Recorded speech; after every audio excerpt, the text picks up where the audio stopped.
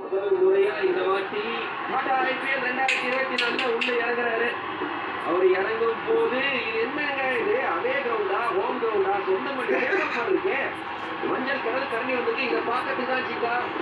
எல்லாரும் வெயிட் பண்றாங்க பத்ரி, உலகமே வெயிட் பண்ணிட்டு நானும் வெயிட் பண்ணிருக்கேன், நீ வெயிட் பண்ணிருக்க, வியூவர்ஸ் வெயிட் பண்ணிருக்காங்க. அங்க வைஜாக பப்ளிக் கண்ணு மீறி இதே மாதிரி ஒரு பொசிஷன் கொஞ்சம் வருஷம் முன்னாடி 2021 ஓகே கொஞ்சம் 4 overs 3.5 overs 32 runs அவ்வளோ ஈஸி தான்.